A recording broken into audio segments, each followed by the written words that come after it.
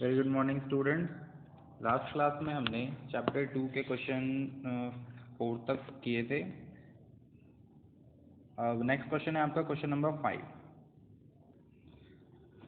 Last class में हमने laws of exponent भी देखे थे। क्वेश्चन नंबर 5 करते हैं। क्वेश्चन नंबर 5 है आपका टिक द करेक्ट आंसर। हमें टिक करना है करेक्ट आंसर।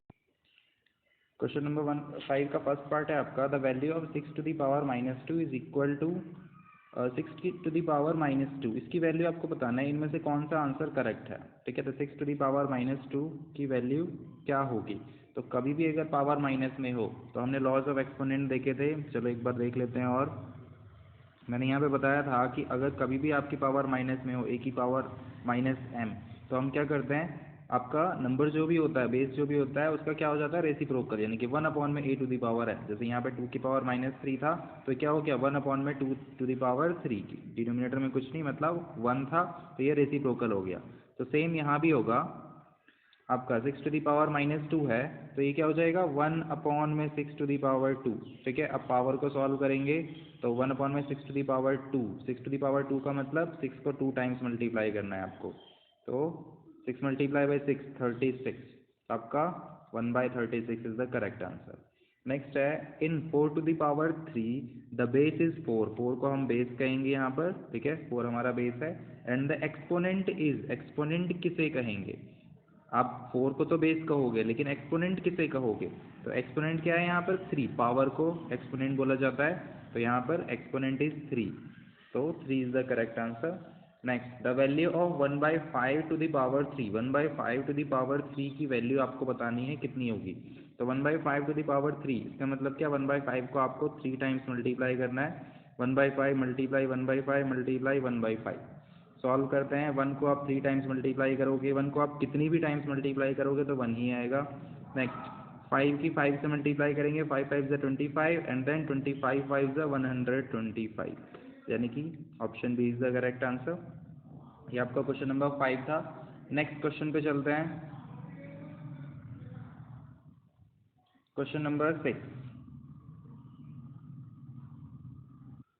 क्वेश्चन नंबर 6 है आपका express the following with positive exponent. हमें क्या करना है, ये जो आपको एक्सपोनेंट दे रखा है यहाँ पे नेगेटिव है एक्सपोनेंट आपका, तो हमें क्या करना है, इसे पॉजिटिव एक्सपोनेंट में कन्वर्ट करना है। ये जो आपके पास एक्सपोनेंट है ये नेगेटिव है, -4 है, हमें इसे पॉजिटिव में कन्वर्ट करना है, पॉजिटिव एक्सपोनेंट। ठीक है, तो कैसे करेंगे हम, तो एक बार और अभी हमने जो लॉ देखा था कि अगर आपका कभी भी अगर पावर आपका कभी भी आपका एक्सपोनेंट नेगेटिव है तो उसे पॉजिटिव में कैसे कन्वर्ट करते हैं, बस आप क्या करो उसका रेसिप्रोकल कर दो, आपका जो पावर है या एक्सपोनेंट है वो आपका पॉजिटिव में कन्वर्ट हो जाएगा। जैसे यहाँ पे हमने किया 2 टू द पावर -3 था, तो जैसे ही हमने उसका रेसिप्रोकल किया आंसर क्या हो गया 1/2 टू द पावर 3, डिनोमिनेटर में कुछ नहीं था मतलब 1 था।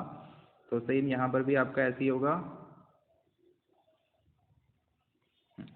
तो यहाँ पे आपको दे रखा है क्या, -2/9 टू दी पावर -4, तो हम इसे क्या कहेंगे, -2/9 है बेस आपका, तो इसका रेसिप्रोकल हो जाएगा, यानी कि 9/-2। ठीक है, 9/-2, और आपका ये जो पावर है -4 था, अब ये क्या हो जाएगा +4, पॉजिटिव में कन्वर्ट हो जाएगा। और माइनस हम लोग डिनोमिनेटर में माइनस नहीं लगाते हैं, ऊपर में चला जाएगा माइनस आपका न्यूमरेटर में, यानी कि -9/2 टू दी पावर 4। ये आपने क्या किया, आपने नेगेटिव एक्सपोनेंट को पॉजिटिव में कन्वर्ट कर दिया। बस क्या किया आपने, इस जस्ट बेस का रेसिप्रोकल किया और आपका जो एक्सपोनेंट है वो आपका पॉजिटिव में कन्वर्ट हो जाता है। एक और एग्जांपल देख लेते हैं। तो थर्ड आपका एग्जांपल है इसका 4/5।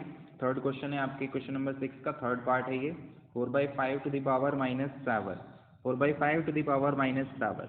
ठीक है, 4/5 और आप बेस आपका 4/5 है और पावर आपका -7 है, -7 है, तो अब हमें इसे पॉजिटिव एक्सपोनेंट में कन्वर्ट करना है। तो कैसे करेंगे, जस्ट बेस का रेसिप्रोकल कर दो, यानी कि 4/5 है उसका रेसिप्रोकल क्या होगा 5/4, एंड देन आपकी पावर क्या हो जाएगी पॉजिटिव में कन्वर्ट, +7।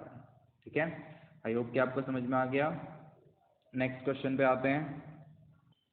नेक्स्ट क्वेश्चन है आपका क्वेश्चन नंबर 7, सिंप्लीफाई। हमें क्या करना है, सिंप्लीफाई करना है, सॉल्व करना है बस। ठीक है, तो नंबर है आपका 2/5 to the power 5 and then उसके बाद अगेन पावर है आपके पास 2। सेम ऐसे ही क्वेश्चन हमने एक देखा था, एक लॉ देखा था, जो कभी भी अगर आपके पास पावर हो, जैसे a की पावर m एंड देन उसके ऊपर अगेन पावर हो, समथिंग n, तो क्या होता है आपका पावर मल्टीप्लाई हो जाती है, यानी कि a की power m multiply by n। जैसे 2 की पावर 2 और फिर इसके ऊपर पावर 3 है, तो क्या हो जाएगा 2 की पावर 2 मल्टीप्लाई बाई 3, यानी कि 2 टू दी पावर 6। ठीक है, तो ऐसे यहाँ पर आपके पास दे रखा है 2/5 to the power 5, 2/5 to the power 5।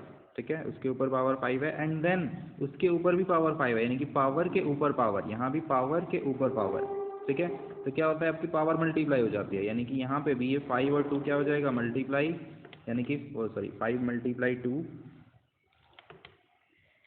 तो 5 multiply 2 and then 2/5 to the power 5 multiply by 2 क्या हो जाएगा आपके पास 10, तो 2/5 टू दी पावर 10, ये आपका हो गया आंसर। नेक्स्ट एक और पार्ट देख लेते हैं। 4/5 इसका सेकंड पार्ट है आपके पास, 4/5 to the power -4 and then उसके ऊपर अगेन पावर है आपके पास 2। तो यहाँ पे भी आपके पास क्या है पावर एंड उसके मतलब 4/5 to the power -4 and then again उसके ऊपर पावर 2। तो कभी भी अगर आपके पास पावर के ऊपर पावर, ठीक है, a की पावर m एंड देन उसके ऊपर पावर n, ठीक है, तो क्या होता है पावर मल्टीप्लाई हो जाती है, यानी कि a की power m multiply by n। तो यहाँ पे भी क्या हो जाएगा 4/5 to the power -4 multiply by 2, -4 multiply by 2 क्या हो जाएगा 4/5 टू दी पावर -8। अब यहाँ पे देखो ये पावर जो आपकी क्या है नेगेटिव है, ठीक है, तो हम नेगेटिव में कभी भी पावर को नहीं छोड़ते हैं, तो अब ये क्या होगा आपका हमें इसे पॉजिटिव में कन्वर्ट करना पड़ेगा। तो अभी पॉजिटिव में कैसे हो जाएगा, जैसे ही आप इस बेस का रेसिप्रोकल करोगे ये पावर आपकी पॉजिटिव हो जाएगी, यानी कि 4/5 है तो ये क्या हो जाएगा 5/4 टू दी पावर 8। ये आपका हो गया फाइनल आंसर। एक और एग्जाम्पल देख लेते हैं, ज़्यादा क्लियर हो जाएगा। नेक्स्ट है आपका 4/7, सॉरी 4/7 है, 4/7 to the power -3 and then again उसके ऊपर पावर है आपके पास 5। तो यहाँ भी 4/7 to the power -3 and then again उसके ऊपर पावर, तो a की पावर m और उसके ऊपर भी पावर n, तो क्या हो गया पावर मल्टीप्लाई a की पावर m मल्टीप्लाई n। तो सेम यहाँ भी 4/7 to the power -3 multiply by 5, तो क्या हो गया ये 4/7 to the power -3 multiply by 5 -15। तो अब -15, तो ये पावर आपकी क्या है नेगेटिव में है, हम नेगेटिव में पावर को नहीं छोड़ते हैं, हमें पॉजिटिव में कन्वर्ट करना पड़ेगा। तो ये कैसे करेंगे, जैसे ही आप इस बेस का रेसिप्रोकल करोगे 7/4, ठीक है, तो आपका पावर क्या हो जाएगा पॉजिटिव।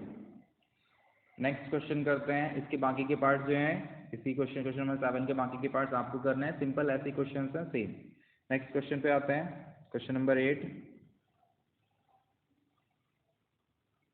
क्वेश्चन नंबर 8 है आपका find the value of x। हमें क्या करना है x की वैल्यू निकालनी है। यहाँ पर x की ऐसी क्या वैल्यू डाली जाए जो आपका ये LHS और ये RHS आपका बराबर हो जाए, ठीक है। तो ऐसे क्वेश्चंस को हम लोग कैसे सॉल्व करते हैं, जैसे कि अगर आप 5 की पावर 1 डालोगे तो आपका आंसर आएगा 5, ठीक है, 5 की पावर 2 डालोगे तो आंसर आएगा, यहाँ पर x है तो हम x की वैल्यू चेंज करते रहते हैं, 5 की पावर 1 डालोगे तो 5 की पावर 2 डालोगे तो 5 मल्टीप्लाई 5 यानी कि 25, 5 की पावर 3 डालोगे तो ये क्या हो जाएगा 5 मल्टीप्लाई 5 मल्टीप्लाई 5 यानी कि 5 5 25, 5 125। ऐसे ही 5 की पावर 4 डालोगे तो 5 को 4 टाइम्स मल्टीप्लाई करोगे तो आपका आंसर आ जाएगा 625, ठीक है। तो ऐसे ही यहाँ पर जैसे हम पावर बढ़ाते जाएँ तो ऐसी क्या पावर यहाँ पे रखें कि LHS और RHS बराबर आ जाए। खैर अगर हम ये ऐसे करते रहे तो हमें बहुत ज़्यादा टाइम लग जाएगा, ठीक है। तो हम क्या करते हैं, एक तरीका यूज़ करते हैं और 3125, ये 3125 जो है इसका प्राइम फैक्टर निकालते हैं। अगर हम ऐसे चेक करते रहे तो पता नहीं कब जाके कितने नंबर के बाद कहीं जाके हमारा ये आंसर है, ठीक है।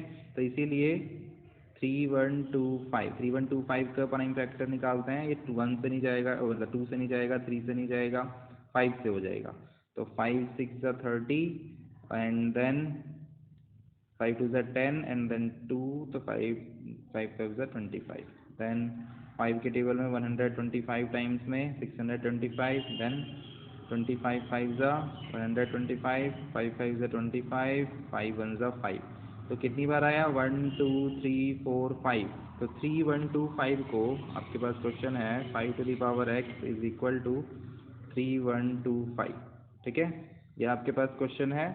हम क्या करेंगे 3 1 2 5 कब के प्राइम फैक्टर्स ये हैं, तो हम इसे 3 1 2 5 को 5 टू द पावर 1 2 3 4 5 लिख सकते हैं। तो सबसे पहले आपको क्या करना है, यहाँ पर जो पावर है, यहाँ पर जो बेस है वही बेस यहाँ भी होना चाहिए।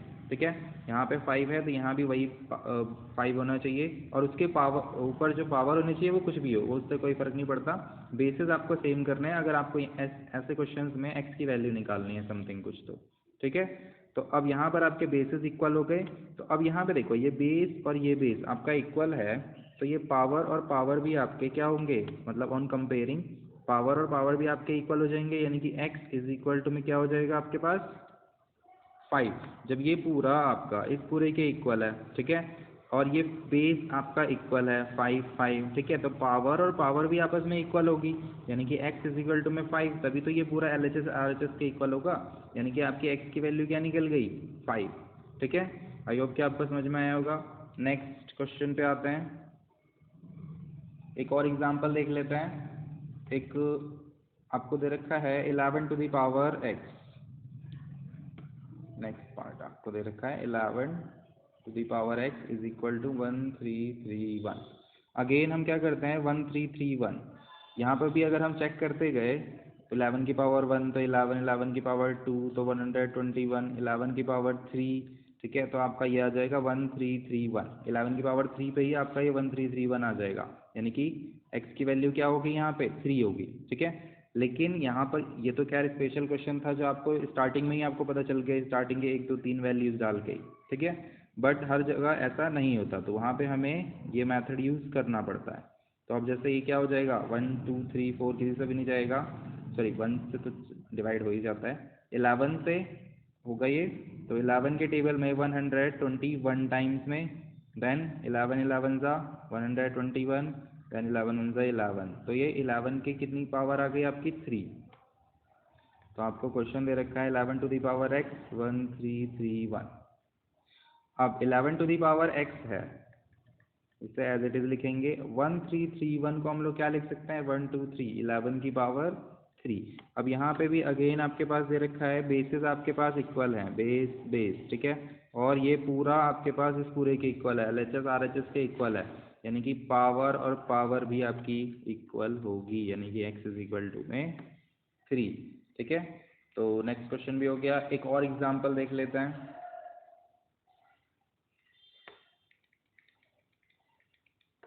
एक है आपके पास माइनस का नंबर है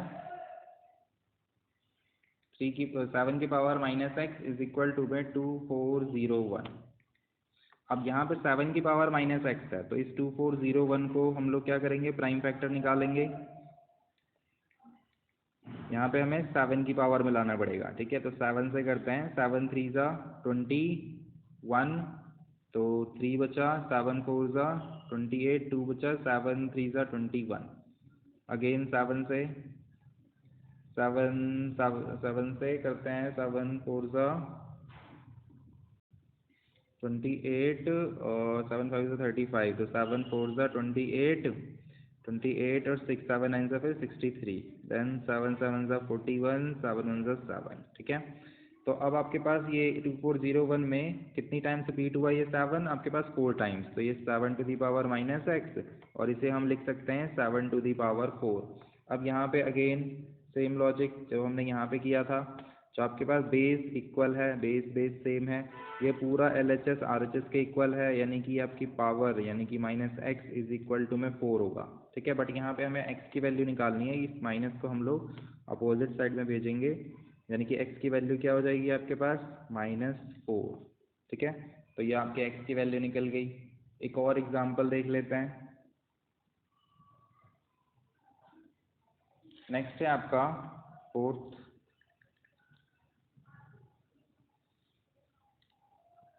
3x माइनस 2, 3 की power x minus 2 is equal to में 1। अब यहाँ पे देखो कि 3 टू दी पावर x माइनस 1, और यहाँ पे क्या है आपके पास 1 है, ठीक है। तो हम जब तक इसे वैल्यू नहीं निकाल सकते जब तक आपका क्या होगा, LHS और RHS में सेम बेस ना हो। अब ये सेम बेस कहाँ से लेके आए, इसके तो प्राइम फैक्टर भी नहीं कर सकते हम। बट हमने एक लॉ पढ़ा था कि अगर आपका कभी भी अगर किसी की पावर 0 होती है, ठीक है, किसी की भी पावर a की पावर 0 तो उसकी वैल्यू 1 होती है, ठीक है। तो 1 चाहे वो 10 की पावर 0 हो तो भी आपकी वैल्यू 1 होगी, चाहे 3 की पावर 0 हो तो भी 1 होगा, 1000 की पावर 0 हो तो भी आपकी वैल्यू 1 ही होगी, ठीक है। तो यहाँ पे बेस 3 है तो हम इस 1 को 3 टू दी पावर 0 लिख सकते हैं, ठीक है। अब यहाँ देखो 3 की पावर x-2 और यहाँ 3 की पावर 0, बेस सेम हो गए आपके, ठीक है, बेस सेम है और ये पूरा LHS RHS के इक्वल है, यानी कि पावर और पावर भी आपकी इक्वल होगी, यानी कि x-2 इज इक्वल टू में 0। अब यहाँ से ये माइनस का 2 है, अपोजिट साइड में जाएगा तो प्लस का 2, यानी कि x की वैल्यू आपकी निकल गई 2, ठीक है। एक और एग्जांपल देख लेते हैं। 1/3, अगर बाई चांस आपका कुछ ऐसा दे रखा है 1/3 to the power -x is equal to में 1, अब इसे कैसे सॉल्व करेंगे। यहाँ भी सेम 1/3 टू दी पावर आपको -x दे रखा है और यहाँ पे क्या है आपके पास 1, तो 1 को हम लोग 3 टू दी पावर 0 लिखा था यहाँ पर, और यहाँ पे बेस है 1/3, तो हम यहाँ पे 1/3 टू दी पावर 0 लिख सकते हैं, ठीक है। 1/3 टू दी पावर 0, तो किसी की भी पावर 0 वैल्यू 1 होती है तो इससे कोई फ़र्क नहीं पड़ेगा। अब बेस सेम हो गया 1/3, ठीक है, बेस सेम हो गया तो पावर और पावर इक्वल, यानी कि -x इज इक्वल टू में 0, it means x is equal to 0। तो आई होप कि आपको क्वेश्चन समझ में आ गए होंगे। तो इस क्वेश्चन के साथ ही हमारी ये वाली एक्सरसाइज ख़त्म हो जाती है। अब एक डाउट पूछा था किसी स्टूडेंट ने, जो अगर आपने सारे लॉज तो बता दिए लेकिन बेसिस अगर बेस इक्वल हो, ठीक है, मल्टीप्लाई का साइन हो तो पावर क्या होता है, प्लस हो जाता है। बट अगर बेस भी अलग हो, ठीक है, बेसिस भी अलग हो a की पावर m, और आपके पास क्या हो, पावर भी अलग हो, ठीक है, बेसिस देखो a है या b है और पावर भी डिफरेंट है, तब क्या करना होगा, ठीक है। बेसिस भी अलग हो, पावर भी अलग हो, अगर बेस सेम होता है, ठीक है, अगर बेस सेम होता है a की पावर m मल्टीप्लाई a की पावर n, बेस सेम है, मल्टीप्लाई का साइन है तो पावर प्लस हो जाएगी, ठीक है। बट यहाँ पर बेस भी अलग है, पावर भी अलग है, ठीक है। और अगर बेस अगर हमारा अलग है, पावर सेम रहता है, a की पावर m मल्टीप्लाई b की पावर m, तो क्या होता है a मल्टीप्लाई b की पावर m हो जाता है, ठीक है। अगर बेस इक्वल है या फिर पावर इक्वल है तो हम लोग इसे सॉल्व कर सकते हैं, तो हमारे पास एक लॉ है। लेकिन अगर बेस भी अलग हो, पावर भी अलग हो, तब क्या करेंगे, तब कोई तरीका नहीं है, तब आपको सॉल्व ही करना होगा। जैसे कि एक एग्जांपल लेते हैं हम, 2 की पावर यहाँ पे 3 है और मल्टीप्लाई में 3 की पावर मान लो 2 है, ठीक है।